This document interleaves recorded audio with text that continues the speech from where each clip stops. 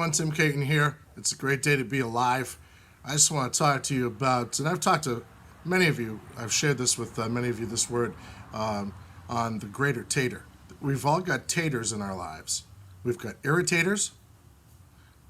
Irritators, they just, you got to be, they want you to be just as miserable as they are, right?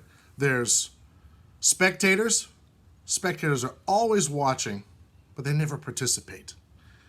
You see the word spectator, spectacle, or remember the spectacles? I got a pair. I got my readers. They go ahead and they filter everything through the lens of life, and they've got an opinion about everything. Those are spectators. They don't necessarily participate, but they feel they know they're right and wrong. We'll get to that someday about right and wrong.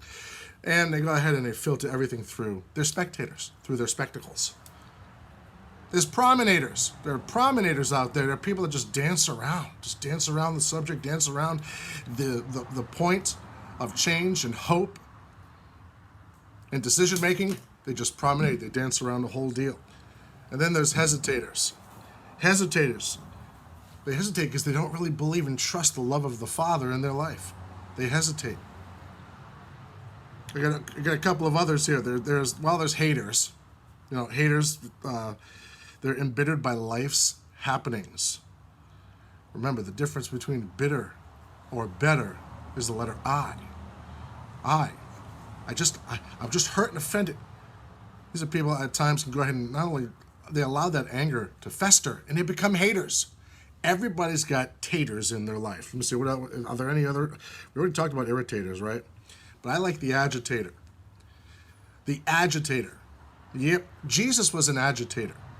He was there in John chapter 5, I believe it is, that he's there by the pool, or forgive me, it was a portico. It was there where all of the lame people would go ahead and hang out. And they would wait for the waters to be troubled. When the waters were troubled, they jumped in. First person that jumped into the troubled waters got the healing. And I love the word troubled because it means agitated, to agitate. When the waters were agitated, the first person in got the healing. But Jesus comes along and he kind of, sidesteps that whole process and says to this one guy who'd been there for years, do you want to be healed? The brother had an excuse or just was whining and complaining that there's always somebody else that gets in. When the waters are troubled, when the waters are agitated, someone always jumps in before me. I never make it. Everyone else gets healed, but not me. Jesus said, take up your mat and walk.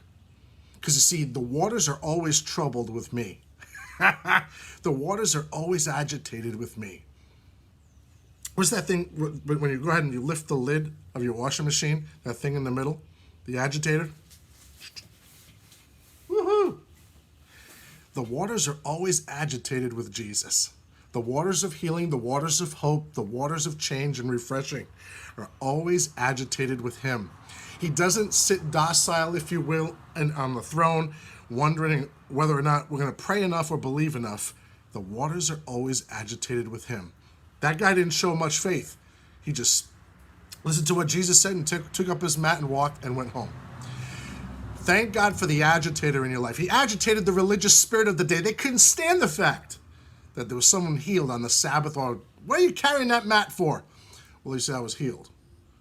Because the waters were troubled. Jesus is the agitator now in my life. And he brought change to my condition. Amen? We're not waiting for all the stars and the planets to line up for change and for that perfect season. No, he is the agitator. He tells you to take up your mat and walk. Amen? It's a great day to be alive.